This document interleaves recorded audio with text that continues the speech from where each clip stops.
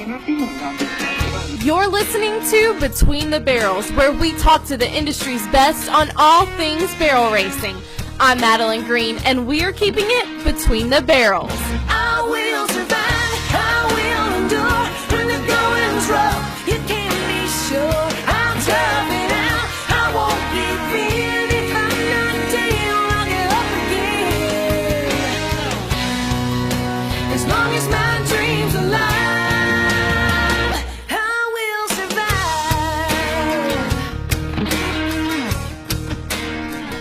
Hey everyone, welcome to another episode of Between the Barrels. I'm your host, Madeline Green, and I am so thrilled to be joined by an amazing trainer, futurity jockey, and all-around great guy, Pete Owen. Hey Pete, welcome to Between the Barrels. I know you're on your way to the BBR final, so thanks for taking the time to chat. No problem. So how many horses are you hauling out there? I actually have 7 horses entered the BBR finals. I have 5 in the futurity and 2 in the open race. Oh wow, pretty busy. Yeah, it'll be a pretty busy week. Yeah. So first off, congratulations on your first futurity average championship at the Diamonds and Dirt. Thank you. Talk about how it feels to achieve that goal. You know, a lot of people have said to me they can't believe it's actually my true first actual major futurity average win. I know. You know, I won a lot of go-arounds. I have AQHA world titles, paint world titles, Palomino world titles. I've won Joe's Reunion, but I have never actually won an average. I've been reserved even at a couple of the major futurities, and never have I actually won it. So, you know, it's I called it a milestone in my career, which everybody thought I would have accomplished it way before this, but unfortunately I haven't. So, you know, it's one I'll always remember. And, you know, I've been doing this a long time, and I think it's a little bit of a example to some people where it might take a long time. Yeah. You got to stay hooked and dedicated. Of course, So, yeah. It definitely shows that you have to put in the work to achieve it. Yeah, it takes a lot of work, and you know, some people think they deserve to win. Oh yeah. You know, some people get hung up on, well, I've been doing this, I deserve to win, or you don't deserve anything really. I mean, you have to work for it. You have to get better over the years. Hopefully, even riding better horses. I'm not gonna say that doesn't. You know, that helps for sure. Yeah. So, I mean, it's something where you just stay focused and keep working at it, and hopefully it will happen. But, you know, just because you think you deserve to win, that doesn't mean you're going to. Yeah, of course. And so in the first go, you knocked over the second barrel. So you're going into the second go. What are you thinking, and kind of how do you put those nerves aside? You know, I do talk about nerves and preparation a lot when I do lessons and or clinics, because I think your game face, your personal attack on yourself is maybe more than the actual barrel race itself once you have your horse trained. Yeah. You know, in the first go-around, that mare got a full jump past the first barrel, or stride, I should say. I call it a jump. Stride.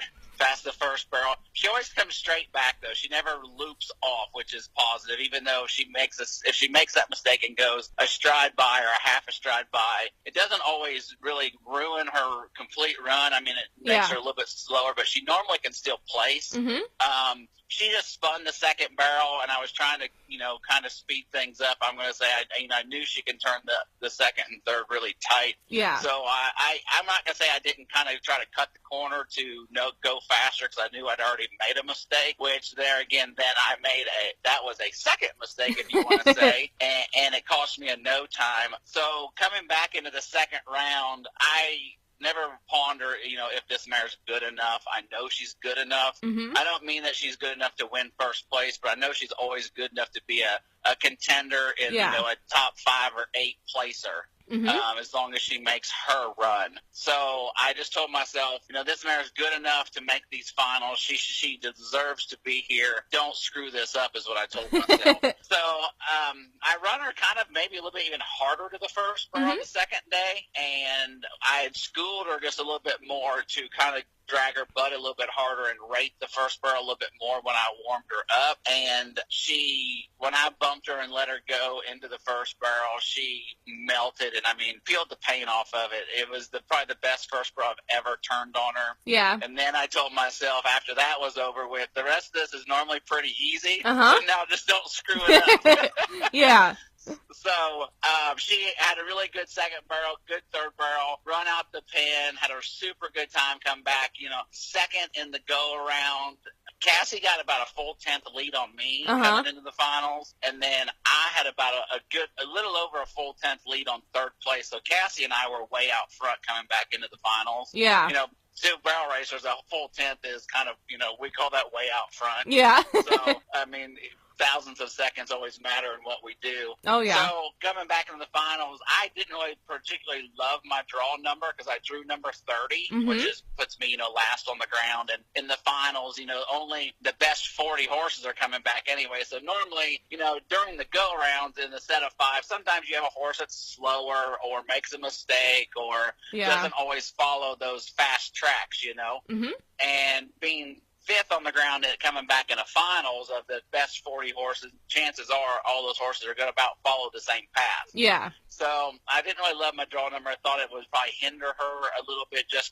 She's tough and she'll trudge through anything, but I thought that probably was a little bit of a hindrance on just how fast she could possibly clock. Yeah. So, but Cassie, I think, was like draw number 3 in the finals, and I did kind of wait and listen to hear how she did, and she happened to knock a barrel over. So then I told myself, now I'm actually favored to win this thing as long as I, get around the barrels in a moderately fast fashion and don't knock anything down. So going into that, here's my biggest thing with some of my mental preparation, which I've gotten a lot better with it lately. Yeah. I'm going to say lately, like the last couple of years, is I used to think this was the most important run of my life, that there's never, I have to do it now. Everybody's watching. Yeah. Things like that. And I think people put too much pressure on themselves. And I honestly, a lot of what I tell myself is this isn't the last time I'm coming to a barrel race. This isn't the most important run of my life. It's surely, if it is, I need to quit now because there's surely something more important, hopefully, in my future than this. So I've really tried to tell myself that there's another barrel race next weekend, and I'm probably going to go, and I'm going to make another run, and it's going to be on her. So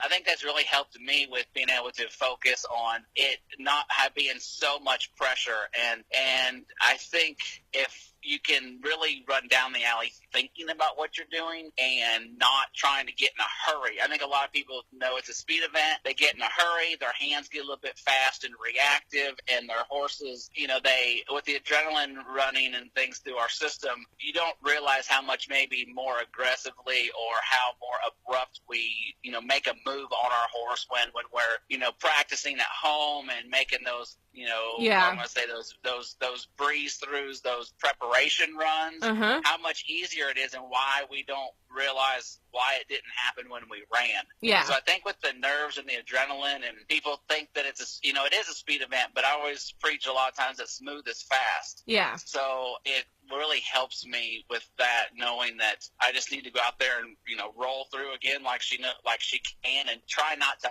make something happen. I think people sometimes try to make something happen instead of just letting it happen. Yeah, that's me a lot of the times. So that's my thing. I tell people, quit trying to make things happen. If your horse is trained and you know how to ride him, just let it happen. Yeah, good advice. Now talk a little bit about the horse. How did you get your hands on her? She belongs to Kathy Geary, which is, believe it or not, kind of a lifelong friend from Ohio, because I grew up in Ohio. And I've never ridden a horse for Kathy, but I've known Kathy for a long time. And she actually called me and said she had this filly, and she had her pretty much trained, and she needed to add some speed, which, of course, for all barrel racers, sometimes that is the ultimate saying and the kiss of death, because sometimes you add speed to those horses that people think are fairly patterned.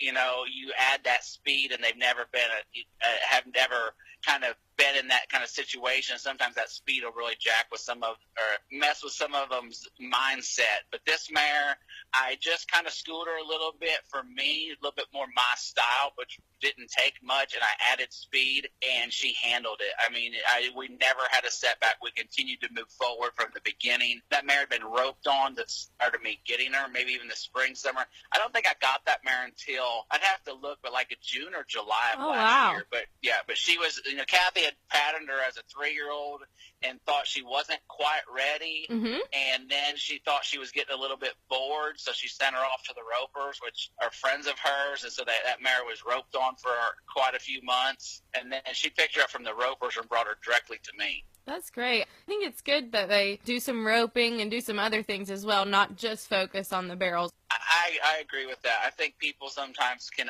overwork their horses and overdo it, and the horses get bored, and they no longer like doing it because it's just what they have to do every single day. Yeah, yeah. So now tell us a little bit about your story and how you kind of got started in barrel racing. Well, I grew up in Ohio. My mom actually was a babysat for Mike Flaherty, who is a two-time NRHA world champion reiner. And my mom actually was a stay-at-home mom, and they were neighbors of ours, and I have no idea how she ever started babysitting for them. But one day when Mike came to the house to pick the kids up, my sister was like, "Mom, there's a guy at the door with his boots and spurs on." I guess she'd never seen him before. And Mike invited my mom to bring us down to the farm one day, and we did, and I don't remember any of this. It's just what I've been told. Yeah. Stacy decided my oldest sister, Stacy, decided that she wanted to have a horse and go to 4-H. And Mike explained to us that if you're going to go to the fair and do the 4-H thing, you're still going to have to do more than just that one event a year if you think you're going to win. Yeah. So from there on, it was kind of game on. My mom and dad, we borrowed my grandpa's trailer and a friend's 2-horse bumper pull trailer, and we bought Stacy a horse and started going to the $1 day, Friday night fun shows right there by the house where it was $1 per class. And yeah. Stacy's horse was absolutely horrible, and he was a runoff pleasure horse. And she started getting lessons from Mike and started working for Mike even, and that horse became really, really good. So Stacy actually, from the very first horse, we had to work for all of it. Never had, as kids, we honestly trained our own even when we were teenagers. And it was trial and error, and I'm not going to say we didn't screw a couple of them up. But that's, I think, how you honestly evolve and grow as a horseman. Yeah. Is the experience. You can tell people a lot of times how to do and what to do, and until they experience it and or feel it the way it's supposed to go, I think that's what it really takes. And it takes years. Yeah. I'm going to say decades to figure out a lot of horses. And I have a horse almost every single year that I learn something new from a horse that is something I have never experienced. And you would think by now you've experienced every kind of horse there is, and there's always a special one every year. Yeah, that's awesome. And did you always kind of know that barrel racing was something that you wanted to make a career? Not really. I was a really good student in school, and I graduated in like the top 30 in my class, and I went. Awesome. And everybody was like, "Where are you going to college? Where are you going to college?" And I'm like, I don't think I'm going to college. And they're like, "Are you kidding me? You're smart." And I actually was working for the city in my summers during my high school years. And as I kind of got through the high school years, and I was riding and training some outside horses already, then they offered me a full-time job working for the city when I graduated high school. So I thought, well, that would subside my income for the horses until it kind of really took off. So I took the full-time job, and I was riding horses at night. And I worked that full-time job probably 2, maybe 3 years, plus was riding at night. Wow. And I decided one day I was going to quit my job and ride full-time, and I turned in my 2 weeks notice, and they were like, "Are you serious?" I'm like, "Yeah."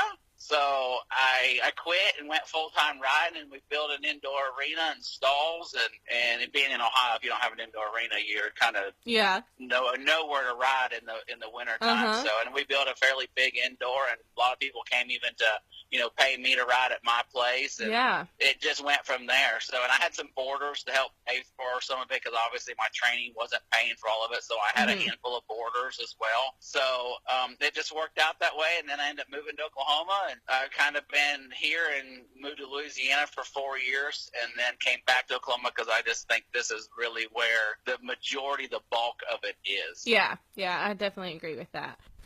I literally had a ton of questions to ask Pete, so I did this interview a little differently, and I split it up into 2 parts, because sometimes when dealing with technology and uploading videos, it can be a little slow, if you know what I mean. So keep your eyes on the Between the Barrels Facebook page for part 2 coming up in just a bit.